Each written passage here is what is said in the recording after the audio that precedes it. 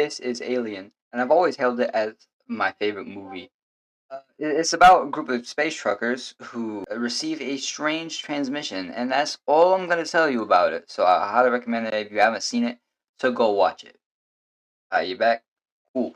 So I first saw it when I was 8, and my grandpa had it on VHS, and he decided to show it to us. Great parents in there, man. Uh, I'm glad he did, because ultimately it was one of my favorite movies ever. But is it truly that great? Well, let's take a look at Alien and determine if it truly is deserving of that high pedestal it was put on by an 8-year-old. And you know what? Since I'm just kind of like dicking around with this channel, let's count the kills as we go along. I'm sure that won't lead to any difficulties in the later movies. So the movie begins in space, as we see the Nostromo carrying its large payload of ore, which means that these guys aren't really scientists or astronomers or astronauts. They're truckers. They're basically truckers. The ship comes alive when it receives a strange transmission, turning all the lights on and waking the crew. And it's a good thing these guys have clothes on, because the first shot of our main character is aimed directly at his cock. I'm actually glad that they're wearing diapers here, because legend has it that John Hurt's cervix burster over here would have covered the whole frame. There's only 7 people on this crew, so let's just rattle them off real quick. Captain is Dallas, played by Tom Skerritt's Beard. He's in charge, but if anything happens to him, second in command goes to Kane, the guy we saw wake up, played by John Hurt. Underneath him is the warrant officer, Ripley, played by Sigourney Weaver, who, fun fact, was originally wrote as a dude, which means that all the stuff about this movie and its female empowerment and everything, it literally just took a man and made it a girl. The science officer is Ash, played by Ian Holm, and they have a navigator, Lambert, played by Veronica Cartwright. There's also these 2 technicians who do the most amount of work and get the least amount of money. They're played by Harry Dean Stanton, who plays Brett, and Parker is played by Yaphet Kotto. There's also a space cat, Jonesy, the most important member of the crew, and he's played by 7 identical cats. Alice goes to have a meeting with the ship's AI, Mother, and while communicating with her, and he learns a shocking revelation. I figured out we're not home yet. We're only halfway there.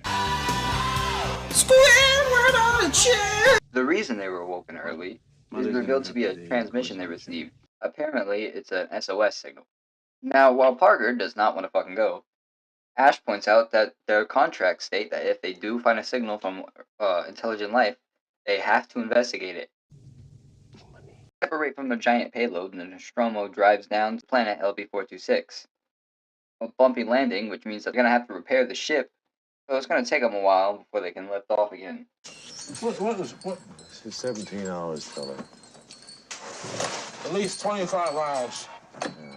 A lot of critics of this movie say that Ripley is the only smart character, but I don't know what they're talking about. Parker is right there. This man's a genius. Alice, Lambert, and Kane head out to go investigate the planet, which is like real fucking rough, man. And on the way there, they find a giant wishbone-shaped ship, and they walk right inside of its many, many orifices. After walking down a hallway that looks like ribs, which, like, yeah, sure, keep going, that's totally a smart idea, they find the giant skeletal remains of the pilot of the ship. The thing's been dead for a long time, apparently dying from an acute case of cholangitis. Kane finds this little hole in the floor, and he falls down to find a giant nest full of eggs. Not entirely sure where all these fucking things came from, and we're never gonna know, because Ridley Scott refuses to watch this movie again, apparently. Kane decides to stick his face in one of the eggs when it opens up, and I wonder what's in there. Meanwhile, back in the ship, Ripley has been transcoding that signal they received, and as it turns out, it's not an SOS, it's a warning. She wants to go out there and warn the others, but Ash tells her there's no need. I mean, but the time it takes to get there, they'll know if it's a warning or not, yes? Ash seems to have a point, though, because the crew is back, like, immediately. They want to come back in, but when Ripley learns that there's a facehugger attached to Kane, she says no. And, like, honestly, I completely understand. But, like, there's some stupidity you only see in horror movies. I mean, how completely unrealistic that someone would just ignore the quarantine procedure because they're uncomfortable with the thing on someone's face. Isn't that just stupid and ridiculous? Good thing that would never happen in real life. Dallas and Ash crack open a helmet, And this is where we get a reveal of our facehugger, played by holy fucking shit, what the hell is that? And they try to remove it with salad tongs, but it just like holds on to him tighter. So it looks like they can't get it off without ripping his face off with it. So they go plan B, cutting the motherfucker. They use this laser scalpel thing to cut it, and instantly they learn that's a bad idea. God. And the acid blood idea was made up by Dan O'Bannon when someone asked him, yo, why don't they just, shoot the fucking alien? So they came up with this. Now they can't shoot the alien. It's got a wonderful defense mechanism. You don't dare kill it. Thankfully, it turns out to be the type of super acid that can melt through every material known to man for only a few seconds. So they're okay for now, but they still can't get the creature off of Kane. So they decide to just fucking let it stay on his face until it just falls off. Ripley goes to question Ash, are like, yo, what the fuck, man? Ripley very, very much does not trust Ash. But we'll swing back around to that, because as it turns out, there's something new going on. Dallas, Ash, and Ripley walk into the infirmary to find that Kane's face is looking pretty bare, but the facehugger is nowhere to be found. He slowly drops down from the ceiling. Ash decides to, like, just poke at it and shit, instead of checking on Kane and seeing how he's doing. And, like, yo, that thing was made from, like, oysters and mussels and shit. So, like, that thing must have smelled fucking awful on set. Ripley confronts Dallas about Ash, and she asks if he trusts him. And Dallas says that he doesn't really trust anybody. Eventually, enough time passes for Kane to wake up, and everything is just A-okay. Yep, no more horrors from here on out. Only 40 minutes into this 2-hour movie, I'm sure everything's gonna be just fine. They have dinner, and Kane is just pounding that shit away. Like, holy crap, he's just fucking barfing it down. But then suddenly, he starts to cough and convulse, and we get what is quite possibly the greatest kill in the history of cinema. Like, goddamn, this shit is awesome when he starts fucking convulsing on the table, and then his chest erupts into blood. Freaking alien bursts out of his chest. Holy shit. Yeah, this is the first kill of the movie, and it's an hour in. Honestly, I say it's well worth the wait. Also, yes, there is that myth rolling around that the chest burster scene wasn't told to the rest of the cast, but like that's a very important scene. I don't see how they would have not known about it. Yeah, what actually happened was they didn't tell them about all the blood that would be involved. So when it erupted into Veronica Cartwright's face, she really started freaking out. And that's a take that ended up getting used in the movie because they did film this quite a few times. Parker tries to kill the alien, which, like, acid bleeding penis monster, and he has a plastic fork, so I'm not entirely sure that's going to go well. Ash stops him, so the creature's able to get away. After a quick space burial for Kane, the crew goes right into catching it, taking out cattle prods and nets with holes big enough for the alien to escape through, and this air pump looking thing, which is actually a motion tracker. What's it key on? Micro changes in air density. Oh, that's cool, so it picks up fucking everything. Also, fun fact, that's how, like, cat whiskers work. So, yeah, Jonesy's whiskers are motion trackers now. Speaking of Jonesy, when Ripley and the techs go looking for the creature, they detect some motion coming from a nearby locker. They open it to reveal a cat, which, like, yeah, that's super fucking annoying now. But, like, back then that wasn't a super common thing that you see in every fucking horror movie. Brett gets sent off to go capture the cat so that they don't pick it up on the tracker again, leaving him off by himself, which I'm sure that's a great idea, isn't it? On his search for Jonesy, Brett encounters some shredded skin on the floor, and he's unknowingly stalked by something up above. That something drops down when he finally finds the cat, and it turns around for a reveal of the full alien, which, like, it was a tiny little chest burster dude, and now it's grown to this 7-foot tall giant ass alien in the span of like 2 hours. The alien impales him through the head with its inner jaw, dragging Brett up into the vent, as Ripley and Parker come to help him, but all that's left is his blood raining down from above. God damn, this movie's fucking fantastic. But hey, at least they learned something new about the creature, that it's using the air ducts to travel around. So they get a new plan. Somebody's going to go into the ducts with a flamethrower, as the others systematically lock off the air ducts, until eventually they push the alien into the airlock and they can shoot the fucker out into space.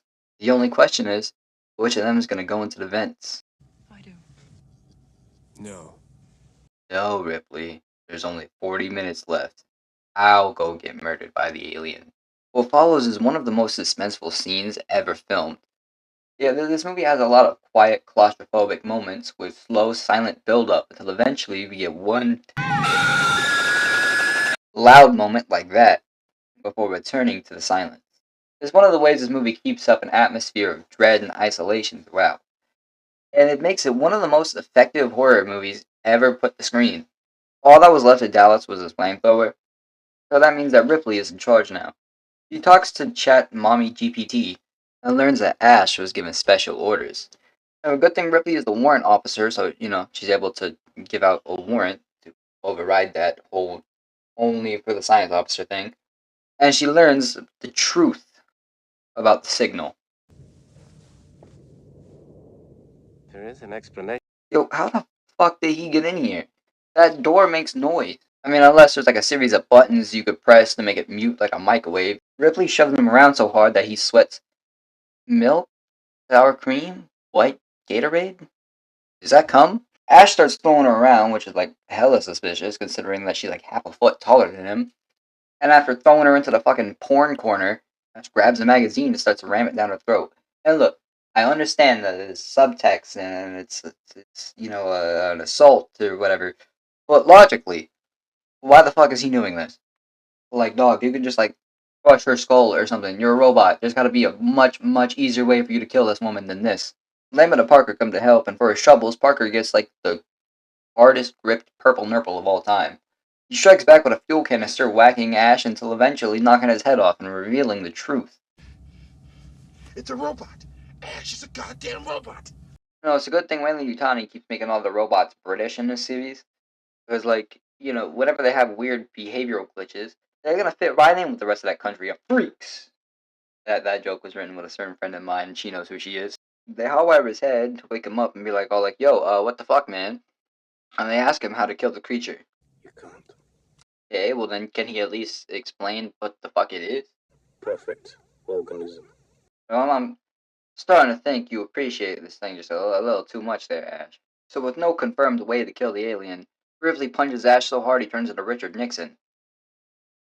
So now they have a new plan. They're gonna set the ship to self-destruct, and they're gonna get into the escape pod and get the fuck up out of there. Parker turns around with his flamethrower and sets Ash on fire, causing the dude to melt and making it really, really obvious that that head was not Ian Holm. Like seriously, this is one of the greatest movies ever made, and it contains quite possibly the worst jump cut in the history of cinema. Seriously, man, what the fuck was that?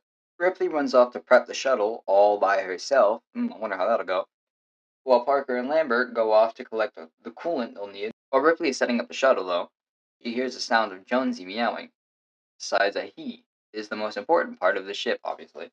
Meanwhile, with Parker and Lambert, they're collecting the coolant when suddenly they get a visitor. Lambert is too scared of the alien to move, so Parker has to run in to save the day, only to get tossed across the room and killed by the motherfucker. You know what? At least he got impaled through the head by the inner jaw, similarly to Brett. So he gets to die the same way as his best bro. That's poetic, isn't it? Lambert doesn't seem so lucky though when the alien's tail starts growing up her legs, and she's so terrified that her pants change completely in between shots. The alien attacks her off screen, and she makes some noises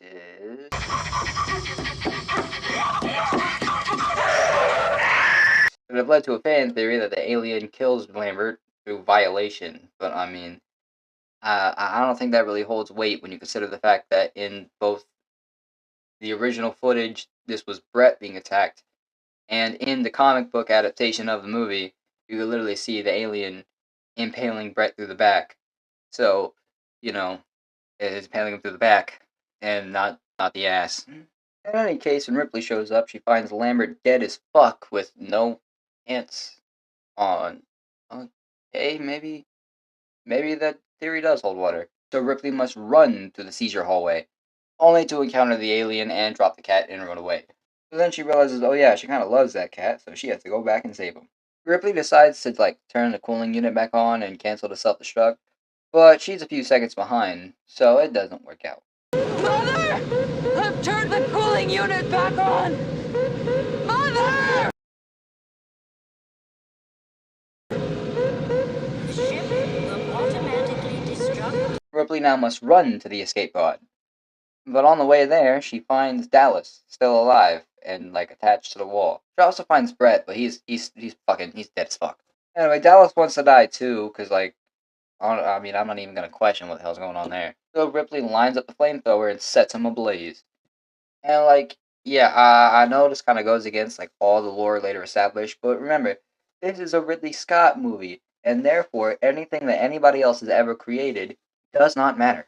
Ripley gets to the escape pod with the cat in tow, managing to escape just before the whole ship goes up in a supernova looking thing. Now, with this being a horror movie, after Jonesy is put to bed, of course, the supposedly dead killer has to come back to life for one last scare. Although I will admit that that was actually very unique at the time, because Alien kind of invented that. But this is a horror movie, so Ripley has to first strip down to her skivvies before the fight can start. Ripley suits up in a spacesuit and hits a button, filling the alien's hidey hole with steam and causing it to come out. And by now, it's a lot darker than it was in the beginning of the movie, because originally the idea was that the xenomorph ages really, really fast, and so it's bruising really, really easily. But like, none of that matters because sequels kind of ignored just all of that.